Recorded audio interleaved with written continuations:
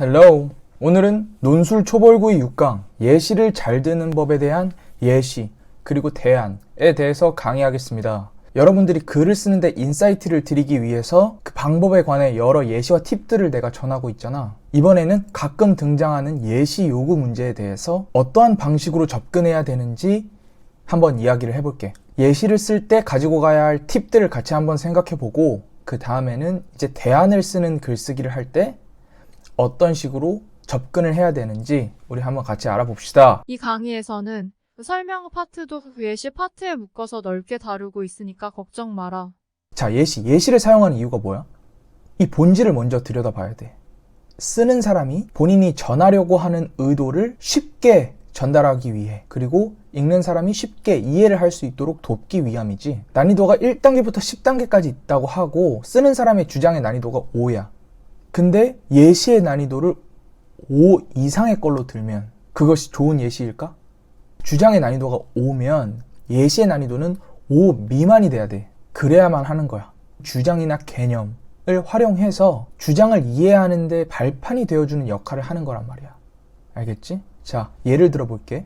내가 전하려는 주장이 비트코인은 실제 화폐로서 활용 가능성이 충분히 내재되어 있다. 그렇다면 이 비트코인이 무허가 도박판이라고 생각하는 사람에게 이 이야기가 전해졌을 때 당연히 어디서 개가 짖는다고 생각하겠지? 그러한 생각을 가지고 있는 사람에게 나의 주장은 버거운 논리야.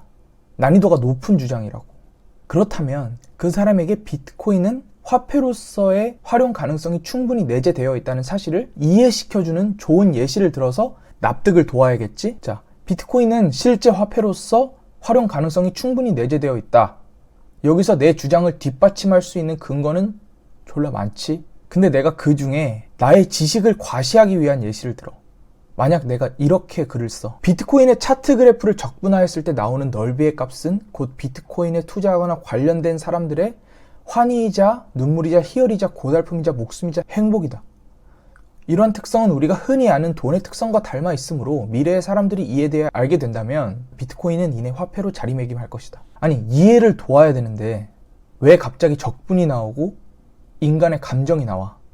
이건 심화야. 예시가 아니라. 그렇다면 어떻게 해야 돼? 좋은 예시, 즉 난이도가 낮아서 해당 주장에 대한 이해의 발판이 될 수 있는 주장을 쓰면 된다는 거야. 단 개념과 구조가 유사한 형식으로 예시 작성을 하는 거야. 알겠지? 그러면 쉬운 예시는 어떻게 쓰냐? 이렇게 쓰는 거야. 비트코인은 실제 화폐로서 활용 가능성이 충분히 내재되어 있다. 여기서 화폐는 누구나 뭔지 다 알지. 너도 오늘 화폐로 담배 사서 폈잖아. 그치? 누구나 다 아는 걸로 구조적인 공통점을 찾아내서 예시를 대는 거야. 어려운 말할 필요 없이 이렇게. 실생활에서 우리가 쓰는 돈은 종이에 불과하지만, 화폐를 예로 들었지, 가치를 가지는 이유는 그 돈에 가치가 있다는 구성원의 믿음이 있기 때문이고, 사람들은 이를 신용이라고 한다. 비트코인도 마찬가지로 시간이 지나면서 그 가치를 인정하는 구성원의 수가 늘어나고 있고, 제도권 역시 그 가치를 인정하는 모습이므로 이내 신용이 확장될 것이고, 따라서 화폐로서 활용 가능성 역시 생길 것이다. 믿음, 신용, 화폐, 돈, 존나 쉬운 개념이지. 하지만 공통적이지. 이렇게 존나 쉬운 예를 들어서 이해를 돕는 것이다. 예시는 주장의 난이도보다 낮은 난이도로 깔아야 한다. 이것이 핵심이야. 자, 대입 논술에서 글은 토론이 아니지? 그러니까 반박할 필요도 없고 재반박을 요구하지 않으면 대응할 필요도 없어. 내 주장을 최대한 강화하고 잘 전하면 되는 거란 말이지. 따라서 예시는 내 주장을 잘 전달하기 위한 이해의 발판이 되어야 하고, 읽는 사람이 그것을 들여밟고 주장까지 쉽게 도달할 수 있도록 구조와 개념을 쉽게 전달하는 거야. 내가 전하려고 하는 바의 주장과 개념을 쉽게 각색하거나 변화시켜서 다른 쉬운 것에 접목해서 전달하는 거야. 사회 유기체론에 대해서 설명해. 사회 유기체론은 사회를 하나의 유기체로 간주한다. 가령 하고 예시를 들지, 우리 몸의 폐는 숨 쉬는 역할, 위는 소화하는 역할 등 저마다의 역할을 수행하는데 만약 하나가 고장나면 아프다. 그런 것처럼 사회 구성원들이 각자의 기능을 잘 수행하면 조화롭게 움직인다고 생각하는 입장이다. 자, 나도 예시라는 걸 설명하려고 예시를 졸라게 들고 있는데 이 예시들을 밟고 예시 쓰는 방법에 대해서 쉽게 이해가 되잖아. 드는 예시가 쉬우니까. 이래서 예시를 쓰는 거단 말이야. 알겠지? 본질에 집중하세요. 그리고 예시를 요구할 때 제시문에 기반한 개념을 설명할 때 쓰는 예시가 아니라 정말 어떤 개념이나 현상을 주고 이것에 대한 또 다른 예시, 그러니까 제3의 예시를 쓰라고 할 때도 있어. 그럴 때는 개념과 구조를 파악하는 거야. 그 원문의 개념과 구조를 파악해서 이 개념과 구조가 들어있는 다른 사회 현상이나 다른 예시를 찾는 거야. 결국 맥은 비슷해. 나는 어떤 주장을 쉽게 설명하는 예시를 쓰는 법을 지금 강의하고 있지만 제3의 예시를 써야 할 순간이 오면 제시문에서 개념과 구조를 뽑아. 그리고 이 개념과 구조가 똑같은 사회 현상이나 똑같은 예시를 그냥 쓰면 되는 거야. 그러니까 개념과 구조, 이해를 돕는 예시 문장을 쓸 때는 난이도를 낮춰서, 그리고 제3의 예시를 쓸 때는 개념과 구조를 발라와서 똑같은 개념과 구조를 가지고 있는 예시를 쓰면 된다는 거야. 개념과 구조. 잘 이해하고 계세요. 자, 그리고 대안으로 넘어가기 전에 또 떠먹여 드려야지. 자, 예시 쓸 때 쓰는 접속어. 예시를 3개 이상 들으라는 문제가 없으니까 내가 3개만 주면 알아서 돌려 막을 수 있겠지? 자, 예를 들어 비슷한 예로 뭐뭐가 뭐뭐 하듯 뭐뭐 해야 한다. 이 3개로 돌려 막으시면 됩니다. 자, 그리고 이제 대안이야. 대안을 제시하라는 문제가 종종 등장하지. 대안의 정의는 뭐야? 결국 어떻게 해결할까?지? 근데 여러분, 대부분의 논술에서 어떤 문제를 주고 대안을 제시하라는 문제 있지. 그 문제는 네 선에서 절대 해결할 수 없는 문제야. 당연한 거 아니야? 사회 문제가 대부분 해결하기 힘들어. 저출산 문제, 젠더 갈등, 빈부격차, 네가 어떻게 해결할 거야? 자, 고민하기 전에 인정하고 갑시다.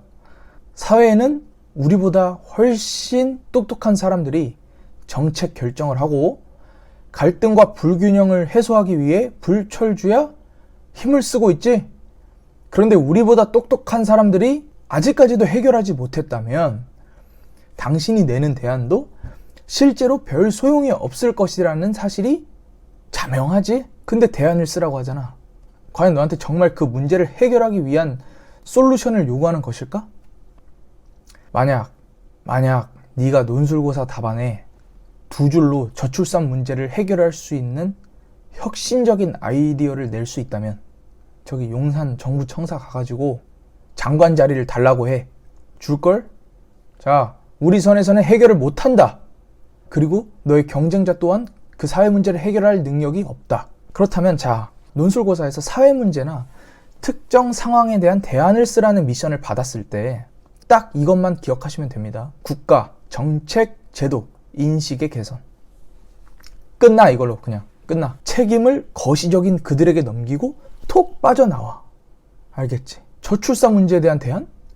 출산 직후에 기저귀값, 분유값 대주는 재정적 지원에 그치는 것이 아니라 아이가 자립하기 전까지 안정적으로 양육할 수 있는 정책적인 기반이 마련되어야 한다.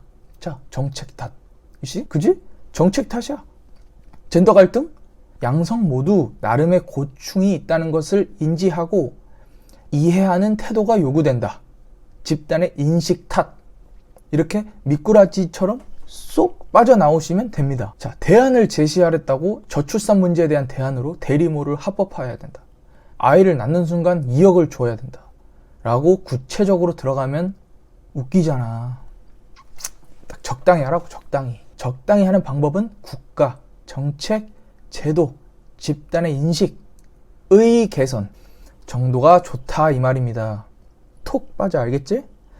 나중에 대안을 제시하라고 하는 대학의 문제를 분석할 때 내가 그 대학에 맞춰서 다시 가이드를 줄게. 아무튼 다시 정리하면 예시나 대안 쓰기는 창의성에 대한 배점이 매겨져 있는 섹터지만 너무 창의적이면 19세의 나이로 대한민국 최연소 장관이 되거나 논술 탈락입니다.